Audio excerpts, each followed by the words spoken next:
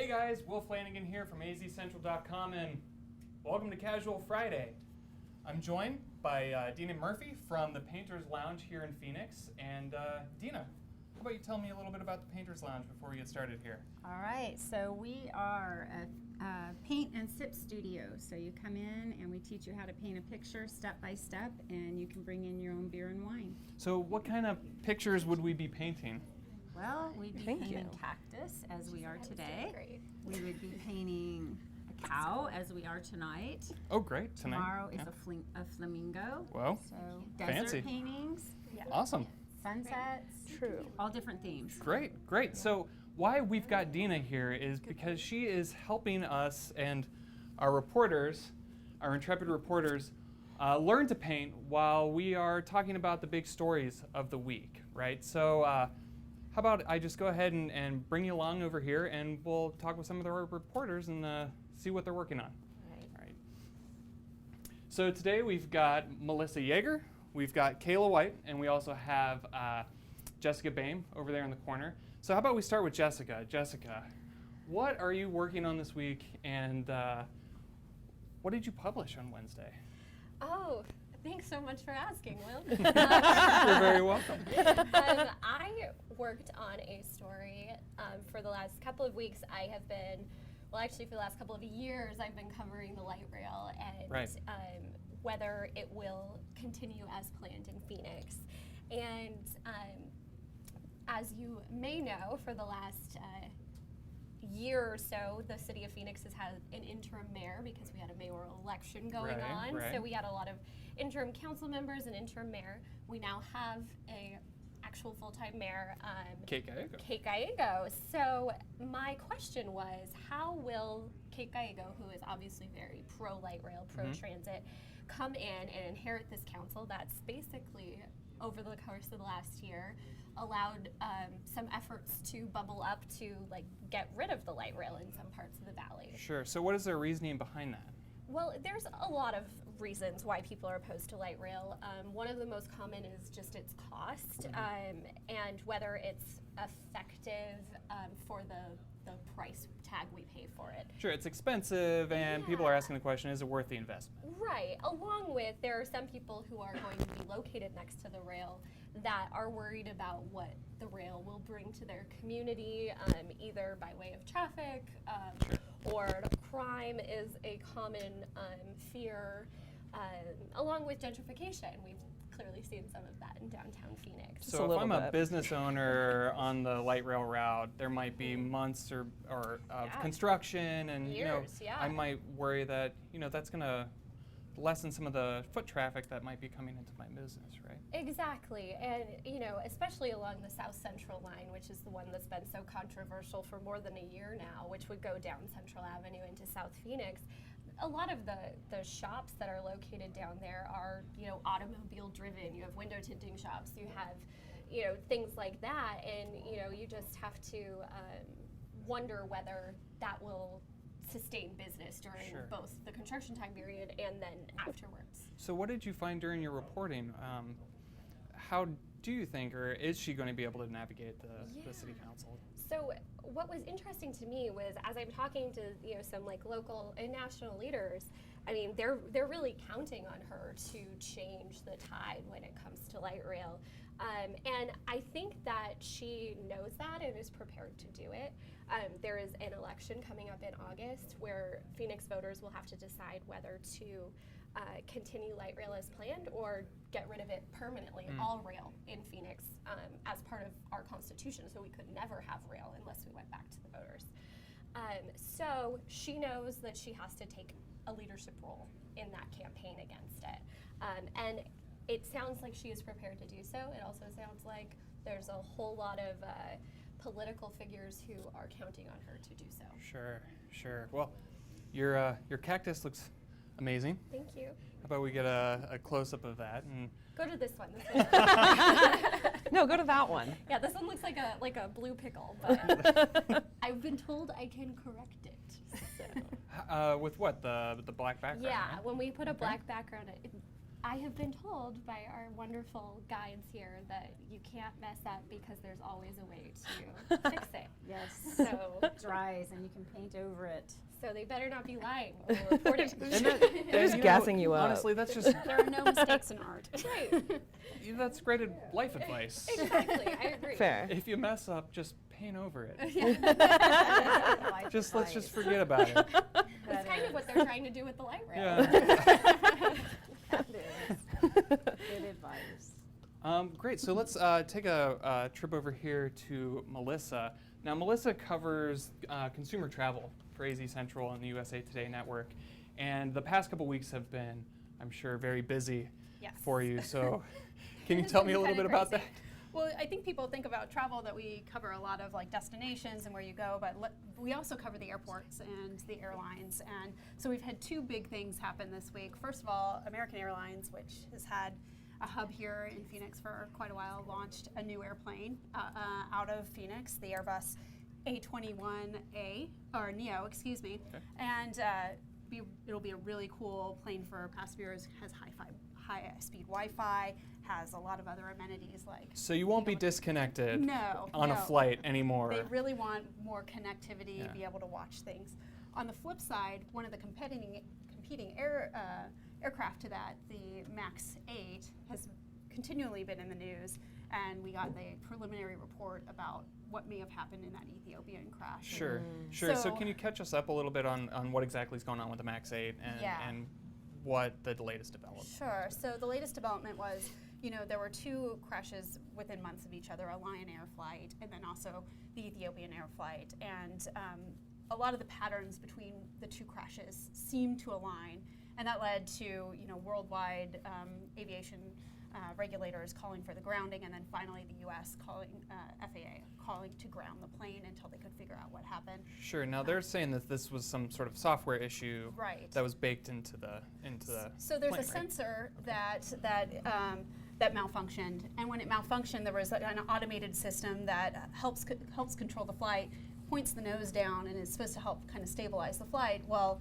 in this case, since the sensor malfunctioned, it was pointing the nose down, and the pilot couldn't recover from So that. if I'm flying, let's say if this is my plane here, basically that sensor is telling the nose of the plane to dip down. If I'm a pilot, I don't want that. I don't want No, to and fly toward the ground. I want to keep fighting that to go back up. But Right, and what they found this week is that the pilot had followed all of the recommended procedures by Boeing to kind of counteract that, and still ended up in a bad place. So that was kind of the surprising news this week, or people kind of anticipated that, but hearing it from the Ethiopian officials, the actual preliminary report. Gotcha. So what that will mean for you as a customer when you are flying this summer and you're booking your travel is we're already seeing cancellations from Southwest. There's been a lot of angry customers because they're kind of late in the, it'll be like a day before your flight, and then you're getting this cancellation. Sure. I mean, these planes were in the fleets Did you of know a lot of American carriers already, right? So now that they've yeah. grounded it, The main ones being out of here would be Southwest and American. Southwest, I can't remember the specific number on them, but I know American had 24, but they were anticipating having up to 40 in their fleet by the end of the year. Thank So you. that's going to mean quite a bit of cancellations coming forward, depending on how long it takes Boeing to have a fix and how Sure. long it takes for the FAA to actually let the plane fly again. Sure. So, yeah. So what's going on with Condor? So that's Talk kind to of me about Condor.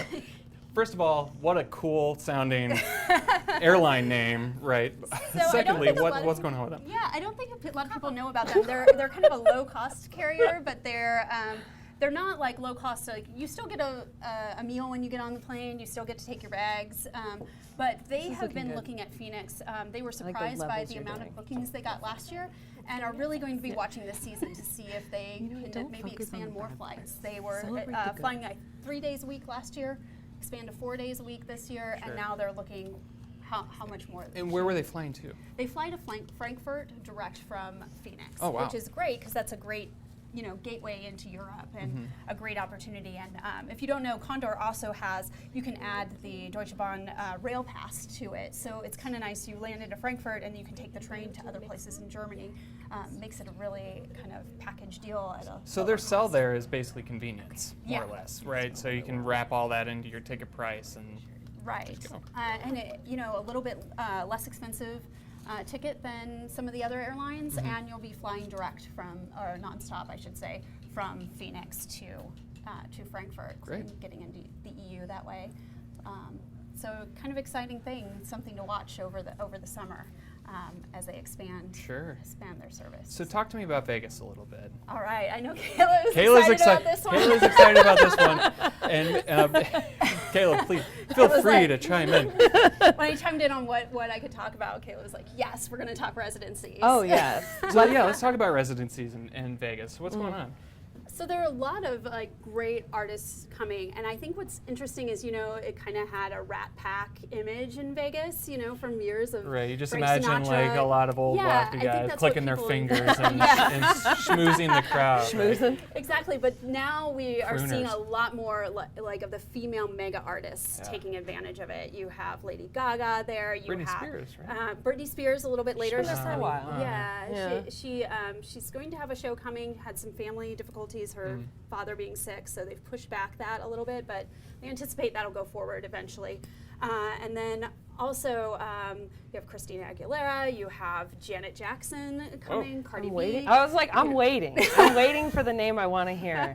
That's what I'm excited about. Cardi I want to B. go see Cardi B. Yeah, and she's doing a residency at the Palms, which we have a story up about today, all the renovations they've done to the Palms. If you remember the old, it being the hot place because of the real world Vegas. Well, now we're 20 years later, they've undergone this huge renovation and are really updating what it looks like inside and some of what they offer, and that includes having Cardi B and Marshmello in residency there. So that'll And be kind of Cascade. Yeah. I also think it's interesting because are they updating the Pearl Amphitheater? So I know they have the club, Chaos, but are they updating the concert I didn't see venue? any. The concert venue looks Oh, pretty much the okay. same when I Cool. went through the tour. They do have like this Instagrammable wedding chapel next door. That, Smart. Yeah. Oh, I love that. The Palm's known for the ill-fated decision to have a tattoo parlor there at one point. They've taken that out and now they have a chapel. So you can still make some. Well, yeah, you can still make mistakes. Not as permanent anymore as right. tattoos used to be. And they do have a suite called the Make Good Choices suite, which is kind of interesting. interesting. You What's can the point of going to Vegas? Well, and the Right. amenity they give out there, if you rent that suite, is you can either do the good amenity, which is like coconut water and a bunch of things, or the bad amenity, which is Oh my like gosh. booze. So you can choose. It's more worth the money. Fifth of tequila. Yeah. Right, okay. right. That's funny. Gotcha. Cool. So Yeah, I've been a big fan of Vegas for a long time, but I've really never been interested in residencies, and I feel like this year, like you said, the trends just totally changed. I mean, Right. doesn't Drake have one too? yeah, and Yeah. Aerosmith is coming. Lady Antebellum, there's really a diversity of artists too. And one of the things they were telling me that the artists really like as opposed to touring is, you get the consistency of not being on the road, but also they can control the environment a lot better. They can put on a more spectacular show. Because they're not having to move stuff in Right, and exactly, out every day or every exactly. couple days. And so they have that opportunity, and they also can control the acoustics a lot better than if you're in a stadium here in Phoenix. So Sure. those tickets might end up being a little bit more pricey than you'd pay if you were like in the nosebleeds of a concert here, but you will be in a more intimate environment with a better quality, more that the artist can control. So it's kinda So interesting. Vegas isn't all about the the old Rat Pack tuxedo wearing crooners on stage anymore. It's become sort of younger and more relevant for I heard larger someone, variety of people. Yeah, I heard someone say to get a residency, it used to be that's where artists went when their career had kind of wrapped up. Right, Now we're going to it's- put you out to pasture. It's called Vegas. Yeah. Okay. You can still perform, have Right. play your hits. Well, now it's like you're a single name artist and you are at the pinnacle of your career to get to get this. It is the thing to say, I've made it, you know, so that's really interesting how times have changed that way too. Yeah, so my residency begins next year. I forgot to tell you guys. For sure. I will be on stage at the Bellagio. With Jay Balvin. It's yes, gonna be Will exactly. Flanagan and Jay Balvin, for sure. And we'll be painting and talking about news stories. Kayla, Yes. what is going on with podcasting? Yeah, so I was a reporter for like 6 years here, and then we decided to start a podcast team to try to give people news in a new way and reach new people who maybe don't necessarily read the news all the time because we're busy. And the great thing about podcasts is that you can listen while you're multitasking, you know, as we all love Working to do. out in the car. Yeah. Painting Doing dishes. cactuses. True, Or is true. it cacti? What is it? Cactus, cacti? It's cactuses. Cactuses? But yeah, Cacti? so 2 months ago, we launched a new podcast called Valley 101. Every episode is 20 minutes or less, and we answer questions the public asks about Metro Phoenix. So we want to hear questions people have. I mean, honestly, if you can get comments on this live and people have questions about Metro Phoenix, I'd love to see them. Ones we've gotten so far, for example, are like, have you ever heard the rumor that what makes Phoenix's sunsets beautiful is pollution? Yeah, absolutely. That was when I moved here 5 years ago. I was like, I can't wait to get those pollution-induced sunsets. Yeah, well, we researched that, so we got the answers on that. I don't want to give it away, but it's a little more complex than just dirt in the air. Oh, Or well, great. That's awesome. have you ever noticed at Sky Harbor that there's terminals 2, 3, and 4, but not 1? Yeah, it is kind of strange, right? Right? Yeah, so we did an episode diving into the history of that. There was a Terminal 1. It is no longer, but we talked to people who used to work at Terminal 1, and they had some great stories about what it used to be like. It was a different time. You could go up on the tarmac and just like stand there as planes were landing next to you. From Vegas with Frank Sinatra on board. Yeah, right. Yeah, so we have episodes every Monday. Like I said, every episode's 20 minutes or less. If you listen to podcasts, you can find it on literally any podcast app. So Apple Podcasts, Spotify, Stitcher, Podbean, anything you like. Even on smart speakers, but I don't know if I told you this. Uh-huh. I could not figure out how to get Valley 101 to play on a smart speaker. And then finally I realized you have to ask it to play the podcast Valley 101. Because Alexa doesn't understand the concept of like 101. 101. Yeah. Alexa understands binary. That's it. 101. 101. Yeah, exactly. So I can confirm that the Gaggle Podcast, our other podcast, will play if you just Yes. say the Gaggle Podcast. Absolutely. I did that yesterday morning. Yeah, the Gaggle is our weekly politics show. And that's also usually around 20 minutes or less. And we really dive into one big issue. For example, this week's that we just recorded is about dark money. So Oh, cool. you saw that- Interesting. yeah, that story about APS admitting in 2014 they were the dark money spender. And that's something like I didn't really understand. So we have our reporters really break it down, like base level. What is dark money? Why is this important? Who were the influencers here? And what can you do about it? So, yeah, those are our 2 podcasts, The Gaggle and Valley 101. So what is the topic you guys are diving into next Monday for Valley 101? For Valley 101, well, I'm really excited about the episode we just published. That was about, does Phoenix have a gayborhood? So, you know, other cities have, like, San Francisco has the Castro. Right. There's West Hollywood. There's Boys Town. You know, does Phoenix have one of those? And so we went exploring and talked to a drag queen and a woman who owns a bar that's targeted at lesbians, and we got some really good answers on that. So that's a fun episode that just came out last Monday. This upcoming Monday, we get a lot of questions around population. So Like what? like not only what is the current population, but like how big could it get? And what will that growth look like? Where are people coming from or going to? Because we know there's a lot of people moving to Phoenix from other parts of the country. Yeah. Right. Yeah, so our episode on Monday answers a lot of those questions. Like one of my favorite parts is what are the 3 counties the most people are moving to Phoenix from? So that's interesting. Or how big could it get? Yeah, so the first part comes out on Monday, and that's all about history. So Whoa.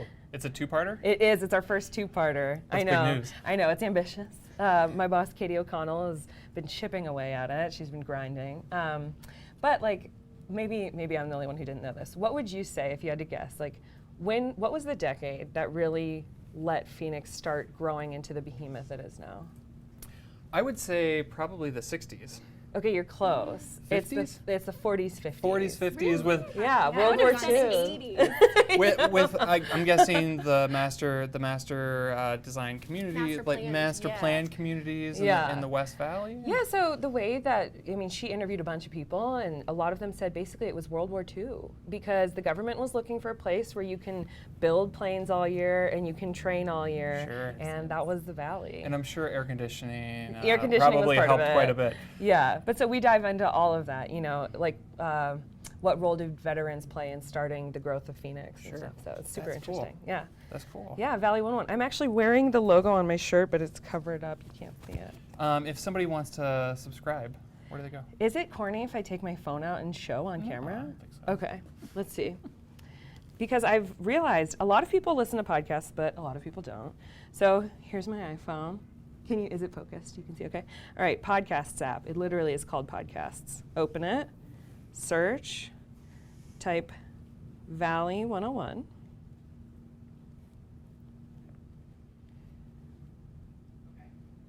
That's us. Oh, So you just go right there. I'm already subscribed, so I don't have the little subscribe button, but on technology, there, ladies and gentlemen. yeah, you can see, does Phoenix have a neighborhood? How did Phoenix get its name? What happened to Terminal 1 at Sky Harbor? What happens to recycling after it leaves your house? So you can listen to any of those and subscribe, and I would love to have any feedback. If you listen or if anyone on there listens, let me know what you think. Great, awesome. Well, Great. everybody's paintings are looking amazing. I gotta catch up to They're these so ladies. colorful. They're so colorful. So let's just take a couple moments here and just hang out and watch some painting going on, and then I'll join you back in a couple seconds. How is the painting going over there? What are you gals? working on? Yeah. Oh, she's filling in. I'm filling in the background now. While you were visiting, chatting, I moved on. She had to move on with my life. The background is the cute. large brush, and that'll We're triple threads. make it the fastest. Okay, I want to correct this. I was asking because I'm going to a concert at the Pearl. I'm going to see Anderson .Paak. Yes. Oh. And I thought maybe that was part of the revamp. So when I went through, it looked like they hadn't. Like they. Perfect. Yeah. Okay. And then if they did renovations, it has been a while. Okay. But it still is spectacular. Yeah, I'm Facility. I'm just excited because like I go to Vegas probably at least once a year, and the Palms hasn't usually been like where I would go. So I'm just excited to see the revamping. I saw they did because last night was the opening night for Chaos. Yes. And I saw their stories about like what it looks Perfect. like and everything, So and you I can tell they should totally designed it like other to be Instagrammable. Yes. You know. I think a lot more Okay. in it Perfect. takes into account like Thank the you. Instagram generation. Like one of the suites has some Instagrammable nooks. You Oh know, yeah. like Neon signs. They've taken a lot of that into account, and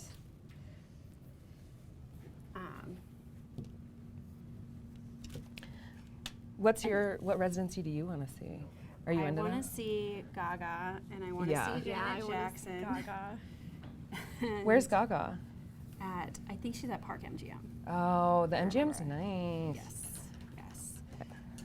I heard she's doing like 2 different kinds of shows. Is that true? Oh. That is true. She is doing Enigma is her kind of pop show. Like normal. Yeah, Lady and then she does a Gaga. jazz and piano, which Yeah. I wanna was see told by the people who are producing it that one is really spectacular. that. Yeah, I would really like to see that. Good for her to be like, I'm a complex person. I want to do Right. both. Right. That's And you can so buy cool. tickets to go to both. Oh, one is really? like Friday and one is Saturday. That is so smart. So if Oh my God, if you have if like you get $1 your tax million. refund back, and feel like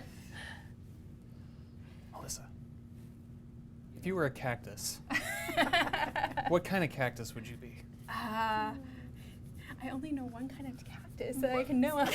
So I'm We gotta guessing take you're her gonna to be the that desert. kind of cactus. Yeah. But what's the kind? What is it? I know the saguaro. There you go. We gotta Majestic take her to the desert and tall. botanical garden. I love the iconic. Desert Botanical Garden. I've seen them, but I don't know the 13 names of volunteer some of the other program. ones. Like, Really? well, I know prickly pear, cool. of course. To 'Cause my they're so credit, tasty. I moved here from the Midwest, and I'm still Oh yeah, learning. we're in the Midwest. I am from Kansas City originally, so Which one? I'm actually from a suburb on the Kansas side. So Oh, yeah. okay. So Kaila. I'm still learning desert life. Like this seems very dreamlike, like to go down the It is, isn't highway and It's see surreal. a cactus. But I love You it. say that now, but have you been here during the summer?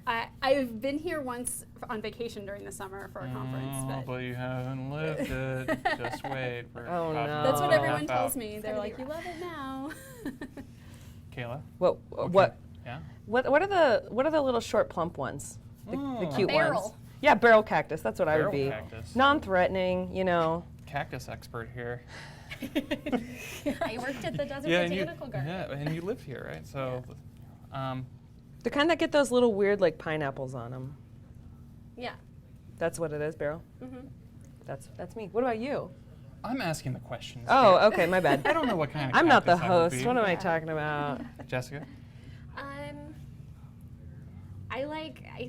We call them like colloquially the jumping cactus, but I forget what their real name is. It might be the teddy bear, Why are they called the jumping cactus? because if you get too That's close horrifying. to them, they're, oh yeah, the teddy bear choya. Yeah. Choya?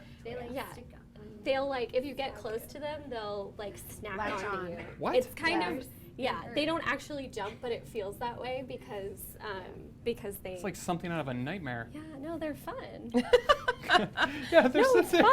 They're It is so fun. fun. It's just so cute when right, you get guys. it in your leg. Well, we're going to wrap it up here. Dina, if you want to Should come I back check in. out and see how the girls do? Yeah, absolutely. Yeah. Let's go ahead and flip these Let's around. make a reveal. All right. Who would you say is doing the best? Oh, yeah. Oh, yeah. If this were a competition, Dina, It's who me. would win? I wouldn't pick. We never art shame. You at guys the have to turn Painter's it Lounge. around. I'm not. No, me neither. Well, just as far as Okay. you've taken it. Okay. Well, I'm very You'll have happy time. that I've corrected a mistake. So that's the most important. Oh yeah. If you mess up in life, just paint over it. Exactly.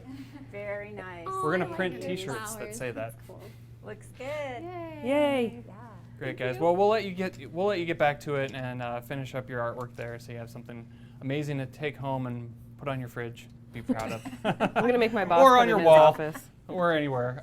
So Dina, let's talk a little bit more about the Painter's Lounge. All right. Where are you guys located? We are at 3rd and Roosevelt in downtown Phoenix, 3rd Sure. Avenue in Roosevelt, but I was thinking we should take up a Vegas residency. You think there's Right, because anything to that? that's you don't go there for the end of your career Right. anymore. It's just the beginning. Right. The drinking, the painting. We Yeah, could be, it sounds great. You know, could be the new thing. And if anybody wants to get more information on you guys, where do they go? Our website is thepainterslounge.com, and then Okay. our phone number is 602-315-4045. Awesome. And you've got Instagram, Facebook, Twitter, following all the all of places. it at the Painters Lounge. All the places. And lastly, do you guys have an event going on tonight? We do. What time does that start? Starts at 7. Okay. Yep, Awesome. 7 o'clock tonight. Well, thank you all for joining us for this wonderful experiment we're calling Casual Friday. Next week, if you tune in, you'll see me and 3 other reporters playing Mario Kart and talking about that week's news. So thanks again and have a great weekend.